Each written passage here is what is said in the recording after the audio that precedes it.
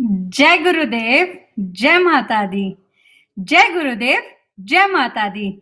Thank you so much for this wonderful session, Jeetu Bhaiya. It's a great blessing to hear your voice. And now let me introduce our special guest today. अपने ही बीच में एक a very loving devotee of Gurudev. She has been a bhakt of Gurudev and has followed Gurudev and his teachings in her life. And she comes from Hong Kong, and she is an Ayurvedic practitioner, Ayurvedic yoga therapy practitioner, and healer. And she has healed thousands of people with Gurudev's blessings in her life.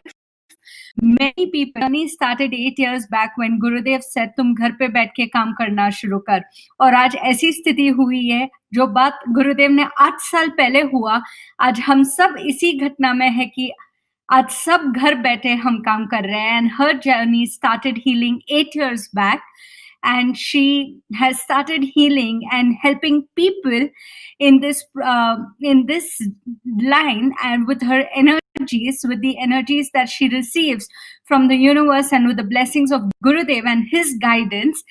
I would love to welcome Smita More, and her journey is truly profound, and it's a journey that we should be fortunate to be even selected to be on that path. She is a very blessed soul, a very pure soul, and definitely her soul receives the energy that she can help many people. As we all know, that we only translate in life, we can just be a channel that can translate his message. So finally, I would say that she calls herself as an Ayurvedic holistic healer, does everything in combination, and she has studied from America, from Hong Kong, from India, from many great teachers across the world, and has acquired knowledge to the best of the ability and wants to pursue her head to become a doctor in Ayurveda. And today she is sharing her discourse with us, her thought, her learning with us. But tomorrow, around the world, she will serve many people absolutely free of cost in the times to come. I would love to welcome Smita More from Hong Kong, and thank you so much for giving your time out, and to share for us. So thank you, Dee. Thank you so much for coming, and we are all waiting to hear your experience now. Over to you. Jai Gurudev, Jai Mata Di.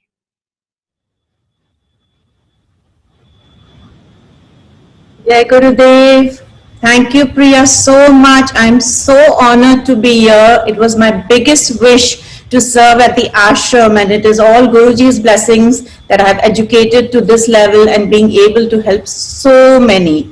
So Jai Gurudev to all the viewers, and Jai Mata Di. Let's start my talk, which is mainly on an Ayurvedic approach of improving your immunity. So let's do a little prayer. Let's please everyone join your hands, close your eyes. As we are going to be invoking the universal healer as an Ayurveda practitioner, we pray first to our Guru. Gurura Brahma, Gurura Vishnu, Gurura Devo Maheshwara, Gurura Sakshat Parabrahma, Tasmai Shri Guruve Namaha, Tasmai Shri Guruve Namaha. We pray to the pioneer physicians. Ragadirogam satatanushaktam asheshakaya prasatanashesha aushukka moharati jaganam yo apurva vedyaya namastu tasmai. I pay homage to the pioneer physicians who eliminated the entire disease such as raga, which overshadows life, which are internal, integral part of living being, and which causes for aushukka, anxiety, moha, confusion, and arati, restlessness. Om Shanti, Shanti Om. Let's start with Ayurveda, the introduction.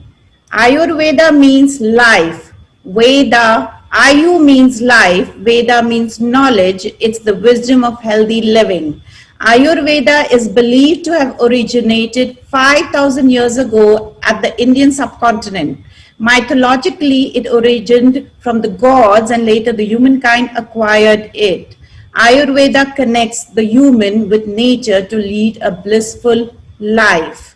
The story goes, as we have Brahma, Vishnu and Mahesh, Brahma wrote the 4 Vedas. Out of that, the Rig Veda and Atharva Veda, Ayurveda came. So he recited this Ayurveda to his son Daksha. And Daksha gave it to his 2 sons Ashwani Kumars, and then Ashwani Kumar recited it to Lord Indra, and Indra recited it to all the acharyas, and that's how the scriptures or the ancient knowledge came to the acharyas. Then comes the Pancha Mahabhutas. The Ayurvedic theory of the 5 elements is a basic concept about the creation of the universe and man. Everything in the universe is made out of the 5 elements, that is the ether, earth, fire, air and water.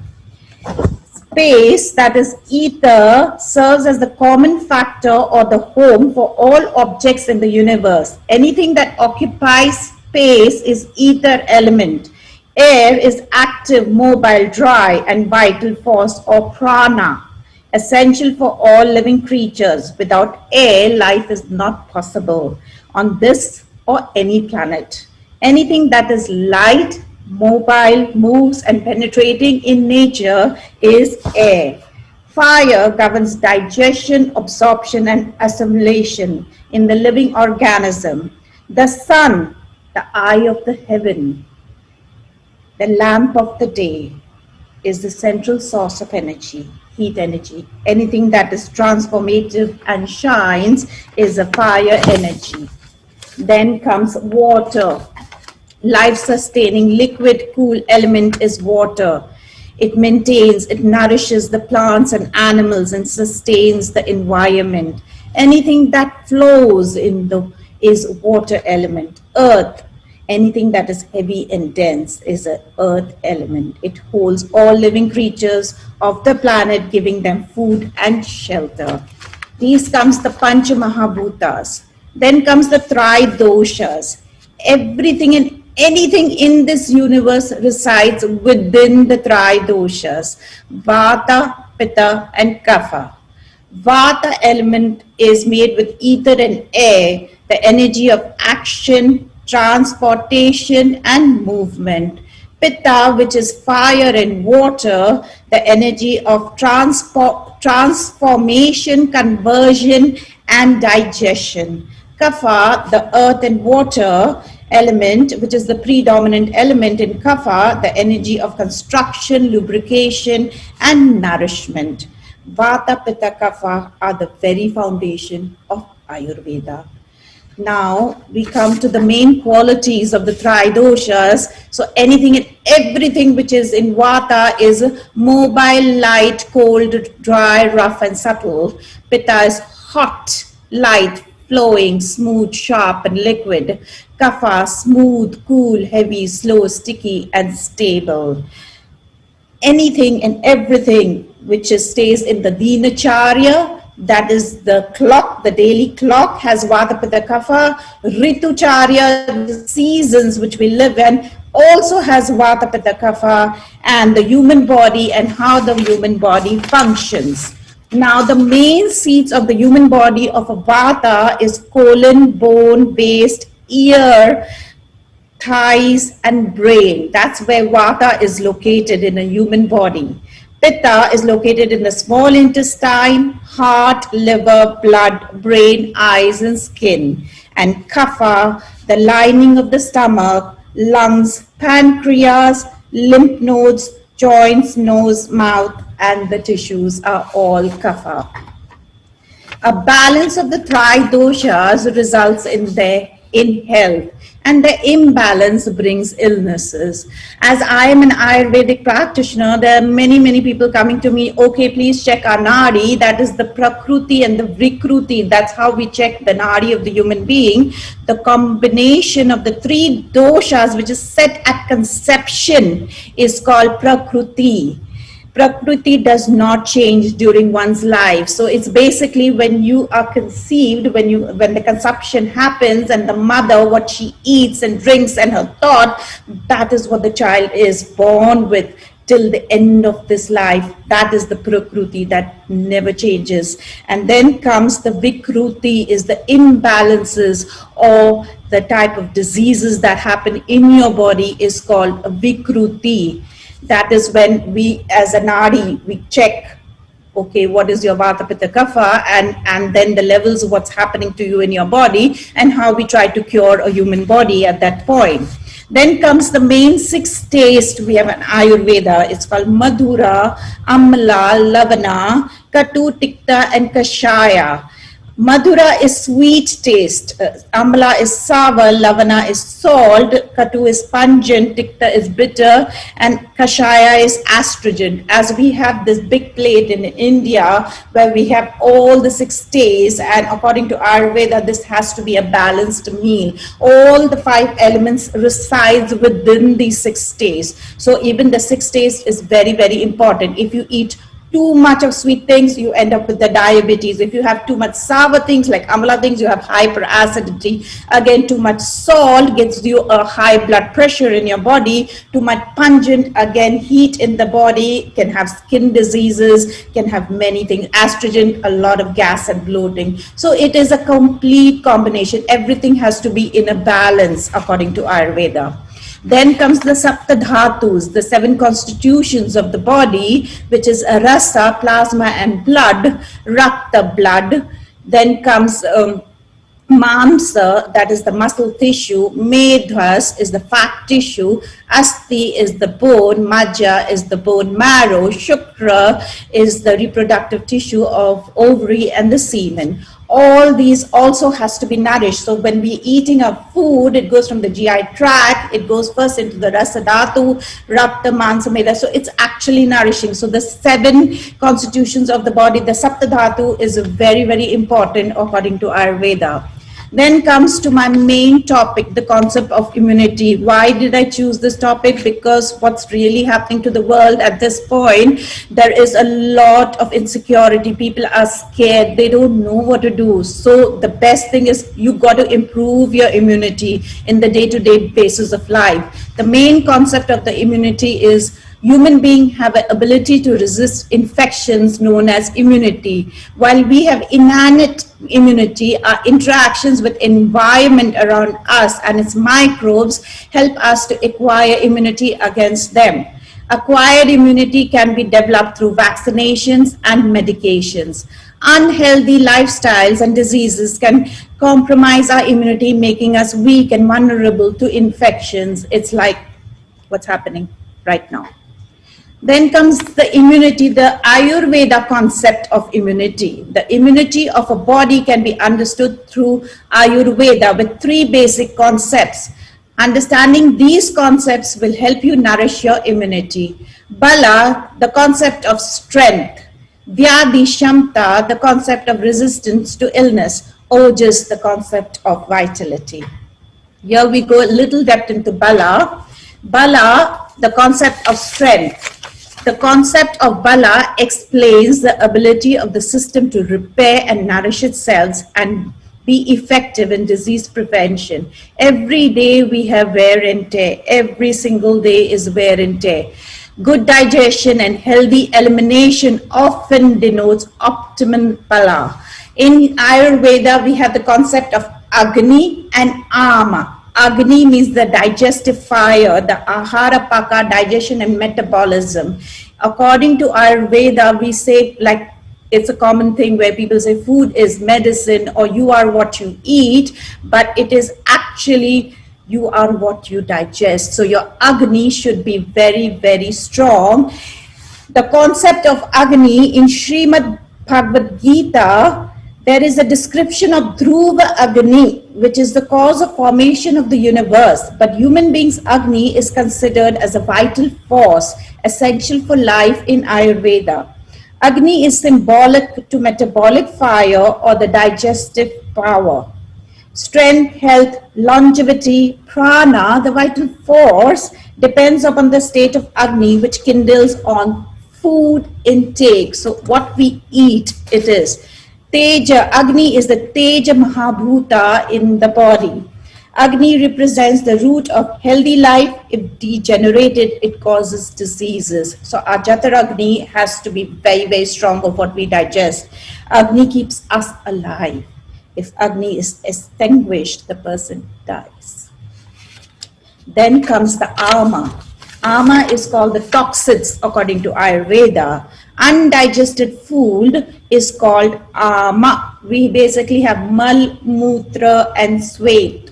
That means the feces, the urine and sweating which comes out in the Ama form of a human body.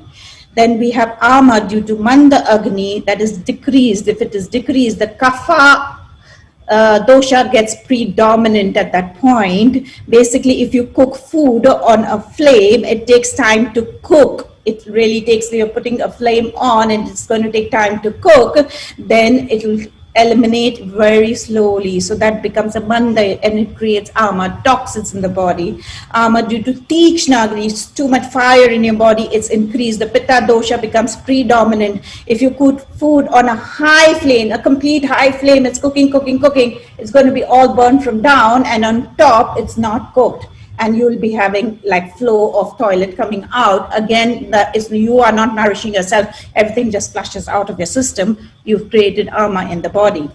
Ama due to Vishama Agni. Vishama Agni is irregular, is the Vata dosha, when food does not digest well and you have like constipation, rock stools, all that is happening is it creates ama in the body. It gets stuck to the colon, gets stuck to your thing, like leaky gut, usually a lot of leaky gut syndromes. Sama Agni, digest food well, it's normal, where all the tri doshas are in normal function and a person can eat well, digest well and eliminate well, and nourishing the body also well. And that gives the bala, the strength to the body. Then comes Vyadhi Shamta, ability to resist and endure. Vyadhi Shamta is the ability to resist, fight against disease-causing pathogens. Vyadhi Shamta also denotes the ability of the body to endure disease and win over it. Vyadhi Shamta can be improved using right herbs, food and lifestyle, which I will go a little later on explaining to you a bit in details of it. Then comes the Ojas, the concept of vitality. The prevention aspects of our immunity function is majority related to our digestive system. Balanced dosha or bioenergies through cleansings are also essential for proper resistance to illness. The concept of Ojas explains the direct correlation between digestion and immunity. Ojas is the final production of physiological transformation happening in our body, a part of tissue nourishment. Ojas is considered as the essence of food we consume, and a healthy level of Ojas indicates proper tissue nourishment. So here comes, in Ayurveda, we have the four main perceptions of life, which we call it the food, the water, then we call it the breath, which we will go into the pranayam and yoga, and then the perception of life, that is your psychological mind, how it works on you. So we need to have a complete balance of this. Then comes the mind and its effects on immunity. The mind plays one of the major roles on your immunity and your whole body. As we say, as I get mentored by many mentors, the brain is the most important part of your body, not the heart. If your brain dead, you actually cannot function. So this is what mind is really. The influence of mind and emotions on our immunity is the new system known as psychoneuroimmunology. The Ayurvedic concept details anger, fear, worry, sadness in excess directly impacts on our nervous system. The interconnected understanding of digestion, mind, and immunity helps us to develop natural remedies that helps. A complete balance of the body, mind, and soul is required for a strong immunity. We have, how do you do this? According to Ayurveda, we have the three main gunas, as we call it, sattva, rajas, and tamas. Sattva is the happiness, is the bliss. As we say, we need to be in bliss form. Rajas symbolizes lust, anger, and pride in action, and tamas is fear fear, and you're basically not using your capacity to be doing things, but still rajas and tamas are correlated together, as rajas is action. So we need to do work, we need to be performing in a day-to-day basis of life. So rajas is needed. But if you do too much of it, it becomes a disease, and if you do too little of it, again it becomes a disease. So we need to be doing it in a proportion way of life. And tamas is like, we need to rest, we need to sleep. That is also very, very important. But again, if you sleep too much, again it becomes a disease. And if you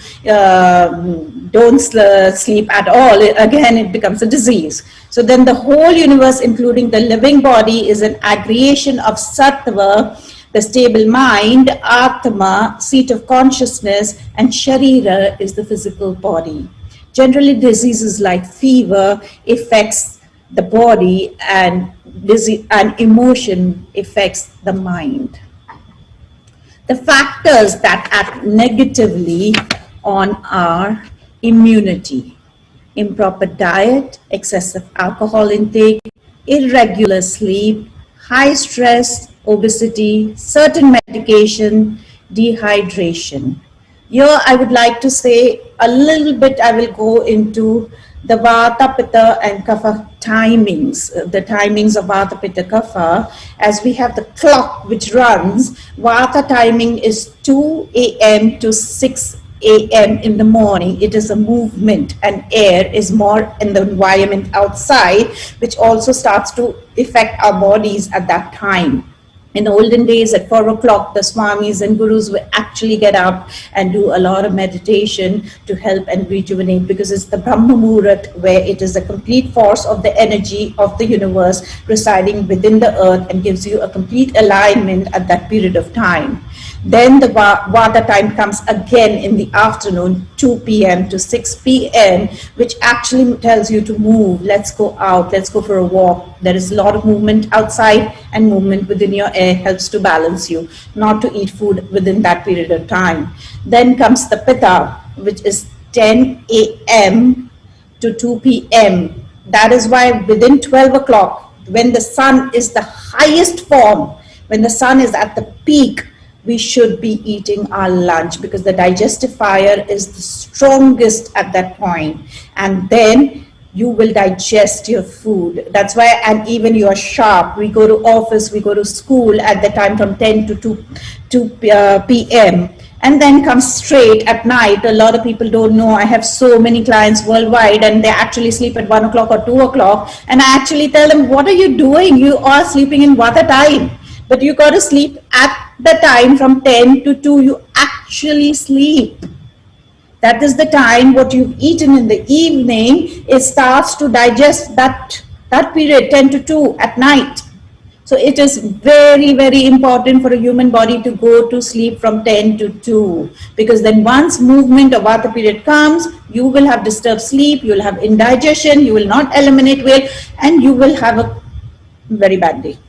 Okay, then comes the Kapha. Kapha is 6 a.m. to 10 a.m. That is again early morning, where people go brush their teeth, do some yoga pranayama, eat a meal, depends on your constitution, eat something, get some energy in your body and ready to work. Then comes again 6 to 10 p.m. at night, again slowing down. We tell people, let's shut down, let's take a rest, be with the family and have some good time, and let's start to eat, so we have enough time that it digests and we are able to sleep well. And actually there is a digestion and metabolism happening when you sleep, so sleep is very, very important according to Ayurveda. Then again comes to dehydration, where I mentioned about dehydration. Water is also a very important element in our day-to-day basis of life.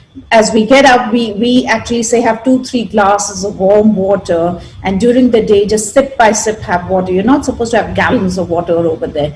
You can have sip by sip of water, and you can even during your meal, 30 minutes before meal, have a glass of water to keep yourself hydration. During the meal, a lot of people actually don't know you can have sip by sip. You will digest your food, and then after half an hour or 1 hour, you can have a glass of water. Water comes in many ways, like juices, soups. So it's really not needed that you have to have like 3 liters of water. Then comes the factors that help immunity as per Ayurveda.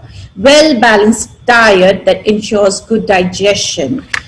I would like to tell you a little bit of, like, we have the 3 gunas, the sattva, rajas and tamas gunas, the vata, pitta and the kapha. It resides in the food also. So basically we have, like, all the fruits which are available are sweet and sour. They reduces the vata and the pitta and increases mildly kapha.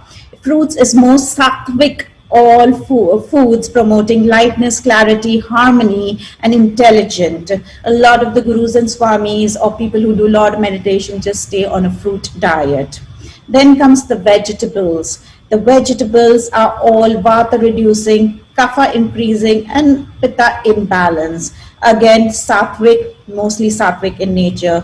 Certain root vegetables are a bit heavy in nature, so it gives you grounding, but very good for the vata. And then comes the leafy green vegetables, again light, blood cleansing. Vitamins and minerals exist in the green leafy vegetables. And then pungents are all your onions, garlic, all Rajasic in nature, but yes, we all need to have everything in balance of that also.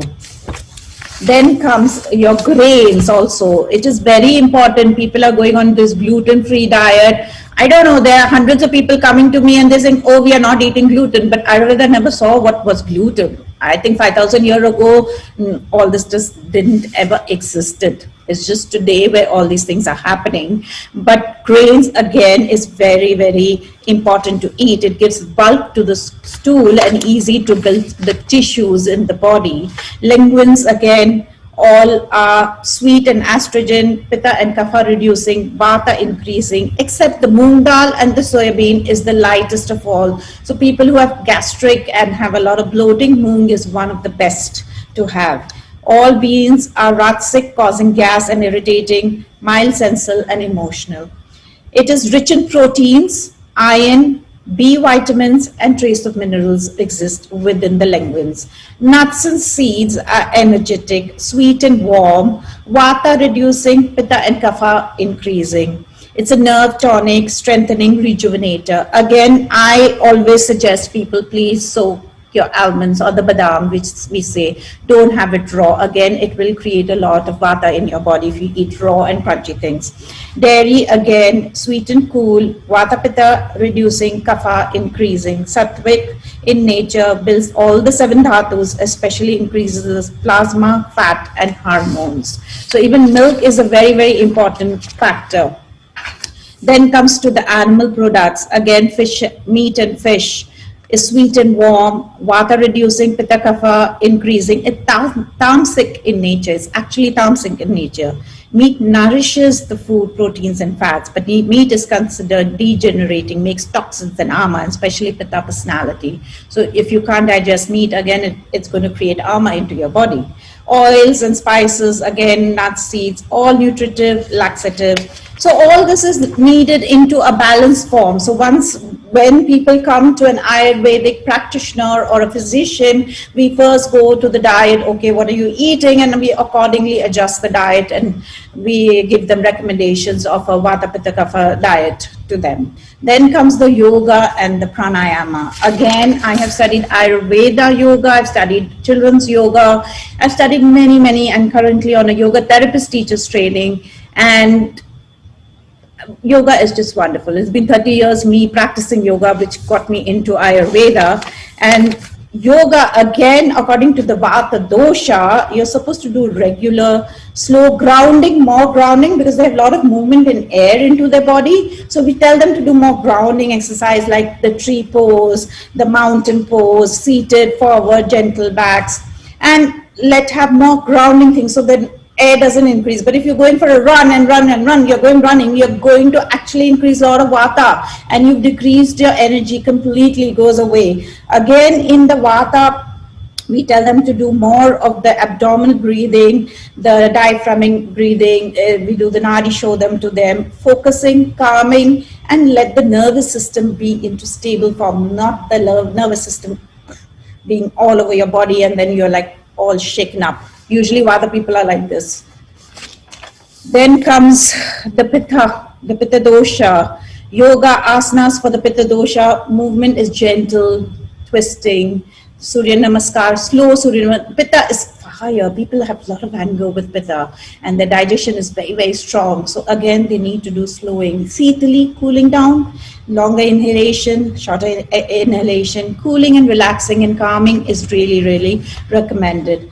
Kapha is the yoga asanas for the kapha dosha, is more power because they are like lazy people. They don't want to even get up and do anything. So we recommend, okay, do 10 Surya Namaskars, do Kapal Bhartis, do the Brahmi, do Nadi, show them. It's like, please get up and move. We actually have to tell the kapha doshas, please move. But yes, again, the kapha cannot do too much even. So we try to, okay, manage, we look at them, how they're doing it, send them to proper yoga teachers. And then if not, then they come to me and I guide them if they have particular diseases. So according to yoga therapy also, we try to help the human body's body to come into, okay, these particular asanas are good for you. So pranayama and yoga is a very, very good de-stress for the mind. Again, Ayurveda concentrates on the health of the body, and yoga was mindful for the state of consciousness. The main key, when you do exercise, you basically lose your energy. When you're like 10 kilometers, people say, oh, we are going hiking, we're doing 10 kilometers walk so we can lose some weight. And then they say we have no energy. But yes, you do. You are going to lose. It was not made for you. You're supposed to do daily basis of life. And for that, you're just supposed to do a little bit of energy, and yoga, actually, you gain energy. You actually have energy in your body. It's a complete union. Ayurveda and yoga is a sister science, is a physical body and spiritual connection. You are basically healthy from inside and outside. Then comes to my main, which topic I love and have done it many, many times. It is seasonal panchakarma, cleansing to detox. According to Ayurveda, the two main season, which is right now, which we call it the fall, is actually your strength is very minimum and there's a lot of vata around the environment that depletes your energy. So we actually go for a panchakarma. Panchakarma are the five. Basically, the five panchakarmas are Vamana, Vasti, Virechana, Nasya, and Raktamoksha. So Vamana is when you have a lot of kapha in the body, we actually give you lots and lots of milk to drink, and we ask them to like take it all out. When you can aggravate all the kapha which is like inside you, we need to take it all out of your system. That's when a Vamana is done to human body. Then the Virechana is basically they give you some medicated herbs. Some castor oil is given to you in a retreat in India or any Ayurvedic hospital worldwide. There are many available today. Many hospitals are there. And you drink that and you clean your liver, where a lot of pitta is there, a lot of vata is there. You're cleaning your colon, you're cleaning your liver. Everything is like a mild detoxification is done to your body. Then comes the vasti, where you are with a lot of vata is there. So your colon, you're putting some medicated herbs or some medicated oil. The doctor decides at that point, and they clean everything out of your system. Then comes nasya, when you have a lot of colds and coughs and you have headaches and you have a shirodhara done to you. That's when they put these oil, massage oil, steaming is done, and 2 drops of anutelam is put. Anutelam is basically medicated in raindrops and sesame oil.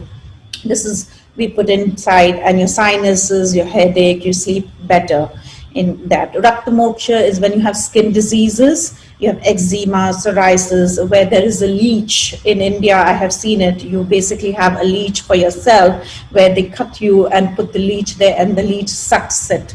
sucks all the vitiated blood which is there. Now in Panchakarma does not mean just these things. When you go to an Ayurvedic retreat or a hospital in India, it's basically you go for 7 days, 14 days or 21 days, where 3 days a massage, abhyanga is done to you, where two people are massaging your whole body, getting the body into a normal form. Certain herbs are given according to you. The doctor sits down and writes everything.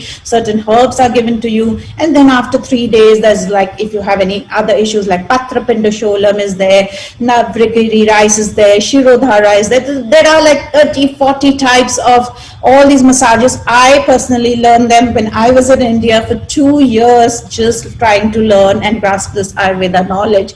And it is just an ocean which is endless. I can just say it's endless. So when you do all of this, your body comes into a type of a balance, a lot of inflammation, a lot of toxins, everything is out of your system. And that's when proper any particular herbs are given to you, and a rasayana herb preparation like ashwagandha and chyawanprash is given to a human body. So main, which I was saying at this point, that's why Navratra falls in fall and one happens in April. In April, again, a detoxification is given, minimum, very, very minimum. So during the time of the winter, what you've accumulated, there's some kapha which you need to get out, and your body becomes strong. Your immunity becomes strong after the Panchakarma and can resist the few months before the fall comes. Again, when in the fall comes, you do a rejuvenation to your body, cleansing of the body, and again, so that is called the Ritucharya, which is also very, very important according to Ayurveda. Now we will go to the main herbs, how to boost your immunity with these particular herbs. So I'm going to go a little bit depth into this, and I will be giving people some home remedies also. If anyone wants to write, please write down. There are like hundreds of herbs we learned, and hundreds of remedies are there, and hundreds of medicines are there in Ayurveda, which is really, really helpful. At this time, especially, I got a chance to help COVID patients. I got a chance to help people with cancer. I got a chance to help people with lower back pain, with insomnia, with so many things. It's like when I look at them, I just feel my suffering is very less when you see the other one suffering. And this, everything comes from the earth. So let's go to Brahmi. The English name is called Bakopa. Sanskrit name is Brahmi. Brahman is the Hindu name given to the universal consciousness, and Brahma is the divinity responsible for all creative forces in the world. Brahmi literally means the energy or Shakti of Brahman. Brahmi helps improve your memory, learning ability, concentration. It's a nerve tonic, helps in insomnia, promotes energy and sleep, balances the nervous system, a brain booster, or stabilizes the mind, anti-inflammatory. Then comes ashwagandha. Everybody knows about ashwagandha and Brahmi. The common name is winter cherry, Indian ginseng. Sanskrit name ashwagandha. Also known as smell of a horse. It smells like the horse. Again, this root is anti-inflammatory, anti-tumor, nervine tonic, mild sedative. It increases strength, promotes intelligence, increases ojas, promotes sleep. I will be giving you a ashwagandha milk recipe at the end of this. Then comes the Guduchi, Guloi. Everybody knows now Guduchi. What is Guduchi? Even the foreigners know about it. Guduchi is described as the one who protects the body. Amrit means the divine nectar. Is anti-inflammatory. All autoimmune diseases causes inflammation. Also, it is also used in degenerative diseases such as cancer, AIDS, arthritis, and it helps to boost your immunity. Then comes Amlaki, Indian gooseberry, one of the best. It is a superb rejuvenator for lungs. It has a massive vitamin C content, is one of the highest in the vegetable kingdom. 20 times that of orange C. People, please consume amla. or even Bhumli Amlaki, one of the best. It is an anti-acid, anti-inflammatory. It is also used in Chavanprasha, a rasayana given to all ages. Then comes Pipali. Pipali is a long pepper. The small scrub grows all over the tropical forest in India. It is a fire rejuvenator to the respiratory system. Its sweet post-digestive effect is very nourishing to the deeper reproductive tissues of the body. It helps digest and it supports, it's anti-inflammatory. Again, then comes ginger, adrak, a universal medicine benefiting everybody. Adrak means moist, sont means dry. It is herbalist's best friend. It is the best used for digestion, lungs, and circulation. If anybody has indigestion, we just tell them, okay, just put half a teaspoon of ginger powder in your hot water and just sip, sip, sip your digestion. Even if you want to lose weight, one of the best is ginger. Then comes turmeric, haldi, kurkuma longa. Very famous these days. There are tablets also which come out, but I please recommend nobody, please do not consume it without seeing a practitioner. Turmeric is grown throughout the tropical part of Asia. It flavors a warm and humid climate. Here literally means yellow, and its strong yellow color signifies it uses as a liver herb that is good at drying and damp and moving stagnation in the blood. It is an antibacterial, anti-inflammatory, antioxidant blood purifier. Turmeric in infection is an excellent antibiotic useful in fevers and sore throat. Then comes the holy basil. As it is a Latin name implies, it is considered a very sacred plant. We all as Indians pray to the holy basil, but it has wonderful properties. I think in Hong Kong, even I have like a whole holy basil. That is the only plant I have in my balcony because we have little small houses over here. It is a high in sattva, imparting the quality of lightness and spiritual clarity, an excellent herb for lifting the heaviness of fevers, coughs, cold, and it has antibacterial properties. Home remedies, basically in the south of India, in Kerala, where I went to study, they make this ginger coffee. They make a ginger coffee when you really have very bad cold, cough and everything. You basically take half a teaspoon of coffee powder. If anyone wants to write, please, you can write down. Half a teaspoon of coffee powder. Take few leaves of tulsi leaves. Then you can take some of the sage leaves, that is oregano. And then you take cinnamon powder, you take cumin seeds, half a teaspoon cumin seeds, 1/4 teaspoon of cinnamon powder. You take 1/4 teaspoon of ginger powder. And some licorice is a yashti madhu or mulethi, it's called mulethi, and then put some jaggery in it and boil it. Let's boil it for 15 to 20 minutes, and this becomes converted into a medicine form actually, and then just strain the things and just drink it. It's one of the best for cold, cough, fever, any respiratory tract issues. Even like if you have suddenly got fever, just go into your kitchen and just make it. We call it the kitchen pharmacy actually. Then comes a home remedy for digestion and respiratory tract orders. Ginger and honey are quite commonly used together in digestion and respiratory tract disorders. Let's take some raisins, 10 grams of raisins, amla, take 3 amlas, ginger powder and honey. Take all the 3 amlas, boil it in enough water, let the amla be boiled for 10 to 15 minutes. You'll see it becoming into a pulp form. Take out the seeds of the amla. Then strain the amla, take the pulp out, put the raisins in it, let it boil, let it all boil. Then put some ginger powder in it, and when it cools down, put honey, because honey becomes poison if you put it in hot water. A lot of people actually don't know. In lukewarm water, only honey is to be done. And then you consume it 2 to 3 times, like 3 to 5 grams of it. It is useful for asthma, chronic cough, respiratory disorders. This is one of the best remedies for amla. Then comes home remedies for fever.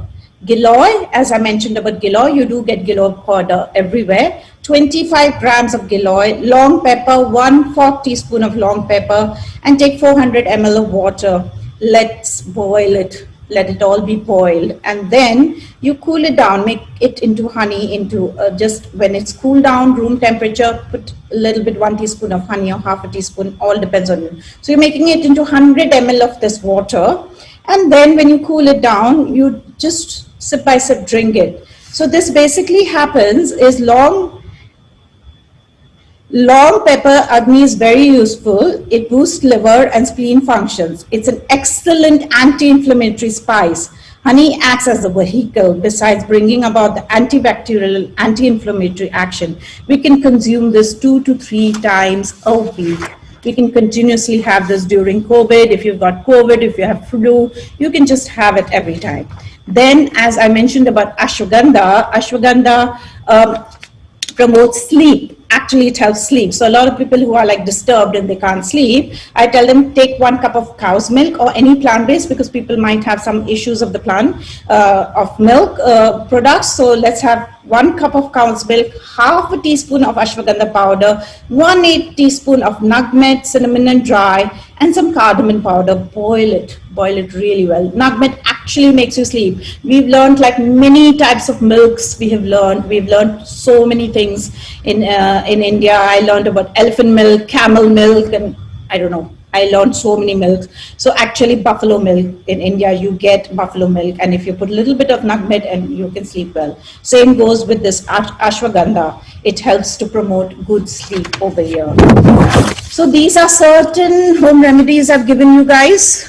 Hope it benefits you in your daily basis of life, and anytime you need any help, you can get through Priya and the ashram, and you can get through me. I would be grateful to help everybody here. Ayurveda is a science, objective truth, a philosophy, subjective truth, Ayurveda, and an art of medicine. Ayurveda believes that true medicine comes from earth, not from a lab. Ayurveda is the knowledge of life, and how to live it is a full potential.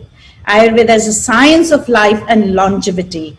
It assigns the mental, physical, emotional, and spiritual components of life, encompassing a complete definition of life.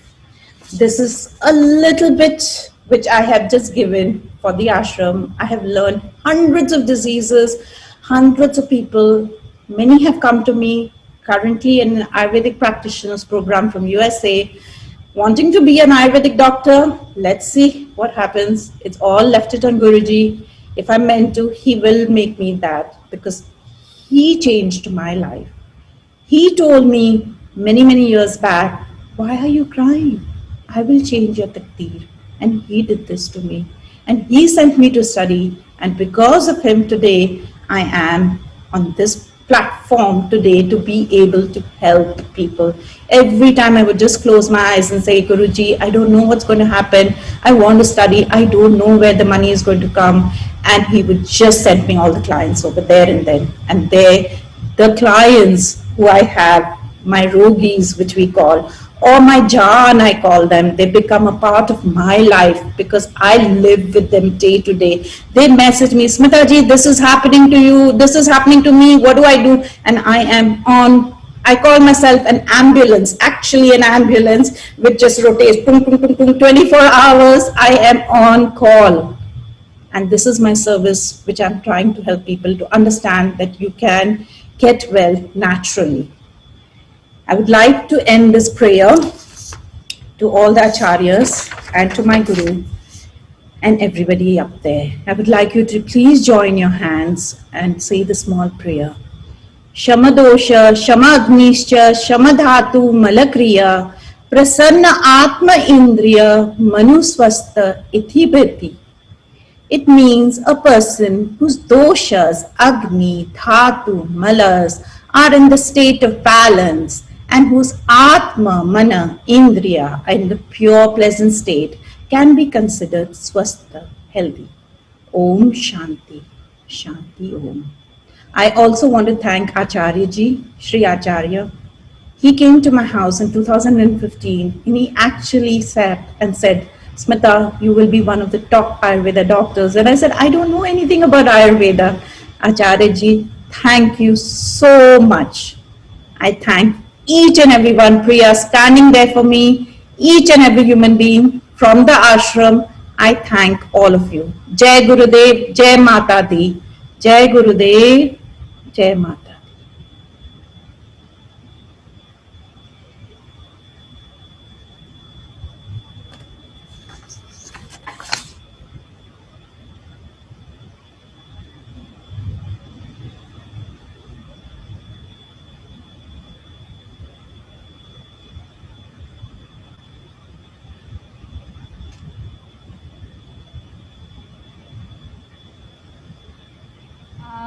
Jai Gurudev. Hi, Di. Jai Gurudev. Hi, Priya. Hi. Thank you so much for that wonderful talk. I can't hear you. Thank you, Jai Gurudev. Thank you so much for that wonderful talk, for sharing this light on us today and taking us through Ayurveda and its practices. It's a very simple thing. Ayurveda comes from home, and as you said, that great research has been done. So tell me something today in your discussion. This is a question that I would like to ask you. Why is it that everybody is saying that you have to go on a gluten-free diet? Wheat is not very healthy for you. Maida is not very healthy. So how is it that everybody is spreading this? And as you said, that it never came to the notice of Ayurveda, and maybe they noticed it, but they didn't pay so much importance to it. So what happens is gluten-free and everything is just like come now, okay? It was never there. But like I mentioned in Ayurveda, what we digest is the most important.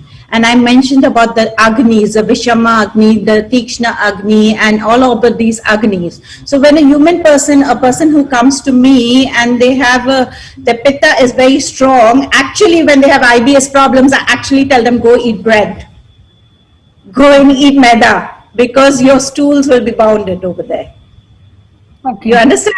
Because the nutrients, they cannot hold it. And the people who have vata, there's so much air, they can't digest properly. So we tell them not to eat wheat, but have rice.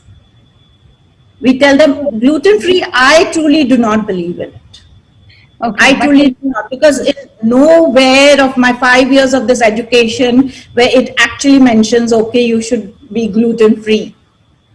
Nowhere in these scriptures, because where people come to me, it's not, I have not written these. These are all written 5,000 years ago. Right. So it is okay when you can't tolerate that particular gluten in the food, you should eliminate it because your digestion is not strong. So when a person comes to an Ayurvedic physician or a practitioner, first thing we do is improve the Agni, is the digestion of the human body.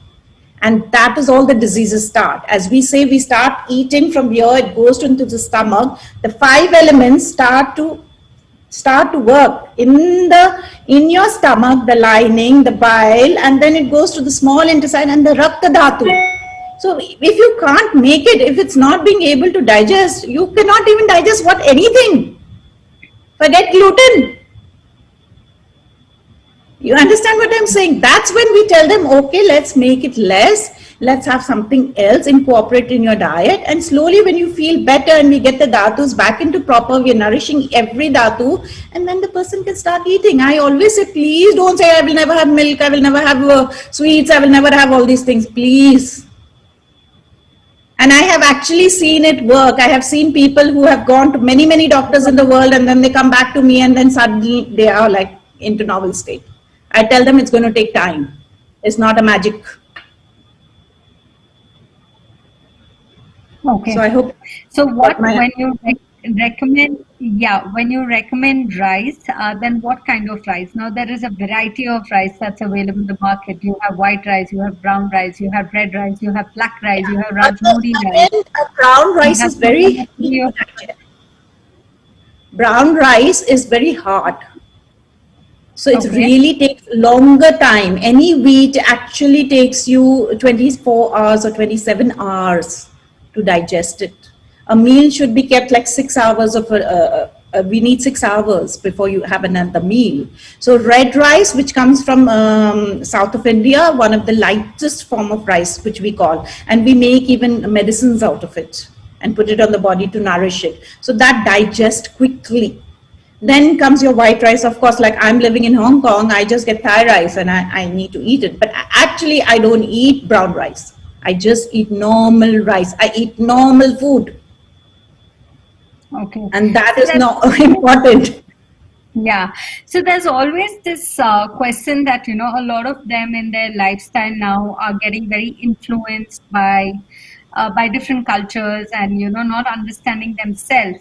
But there's a question that I always have in my mind, is that how is it that when you're having a meal, is it okay to mix the pulses, the grains, everything together, like have roti and chawal, everything together, or is it good to just take one grain at a time? Usually, it's recommended one grain because see, if you're diabetics, we actually for a diabetes person, we actually say you can eat only 30 grams. If you go to a nutritionist, they're going to say 30 grams, and that's it. So you're having only two small chapatis over there. So now, if you're going to have more rice, you will have more carbohydrate into your body. So, like the six taste which I said was Madura, the sweet, sour, salty. So in this, the sixth taste is there. So you should have only two chapatis. If you really want to have a rice, a little bit, because Indians are used to this. So it's not going to be harmful. As I mentioned earlier, whatever you can digest, it's fine. But you got to burn it. You got to you got to burn it after you eat. You don't go to sleep. You go Okay. for a walk, you do some Right. some breathing exercise, or you sit in the asana to, okay, let's digest it. It will become metho dhatu is going to increase, your fat is going to increase, and that creates lots of diseases in the body. You Okay. can eat whatever you want to eat, but you go burn it. That's why Okay. in the north of India, where the Punjabis actually lived, why every region is different. Punjabis were like farmers, they would eat parathas, big, big parathas, and they would put that ghee and butter and eat it. And the South Indians were more doing other things, or the North Indians did something else. So every region, look at it. Like I live in Hong Kong, people keep on drinking hot water and they eat only steam food. That's why they're so thin and lean. So every region also plays a big, big impact on the human body, not like fast food. Yeah. You understand? So You got it?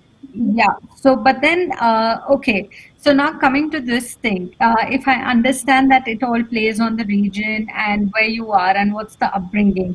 So coming to most place around the world in the West, they live more on processed food and they live more on upbringing of right from a very young age. They consume a lot of maida and everything. They consume maida and everything. Yeah, they So brought up, how but now things are changing. Huh? People are really changing, and very, very mindful Yeah, so people are. What that's they're doing. yeah, mindful and that's handful. Yeah, That's yeah, very yeah. handful at the moment. I can understand they're becoming mindful, but it's very handful of them. So, how Yeah. do you think that their digestive system responds right from a very early age when they start consuming so much of maida into their system? It So, is not. It's not going to work. They will have diseases. They will. Sometime, very little children today in the West are dealing with diabetes, obesity, depression. One of the biggest factor is depression because they don't know what's happening to their bodies. They keep on eating those ice creams, or they keep on just having those candies which are just available.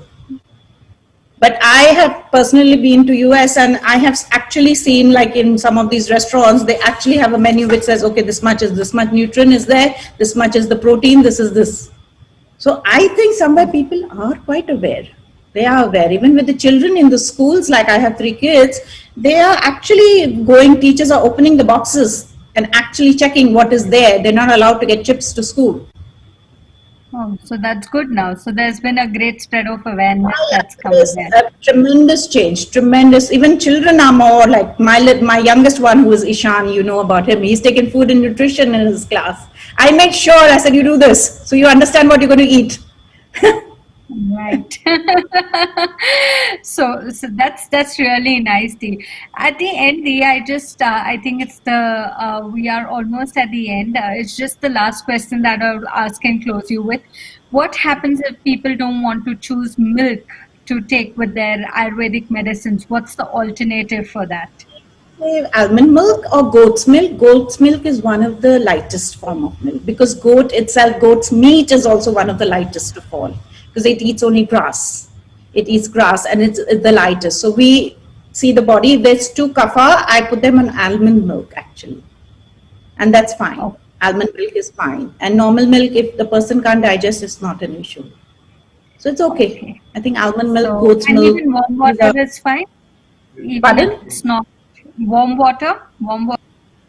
Warm water with certain medications are fine. Certain medications are fine. If someone has intolerance to milk, it's fine. We do warm water. Yeah. So thank you so much, Dee. It was a lovely session, a great insight that we got today on Ayurveda, and hope to see you soon in ashram. And thank you once again. Jai Gurudev, Jai Mata Di, and we pray that Ma Durga gives you the strength and Gurudev to serve many in this world. And yes, I need it very badly. Thank you so much, Priya. My honor. My honor. Cultural program, and it's going to be a beautiful cultural program set today for you. So let's just go and celebrate the Utsav and see what's in store for us.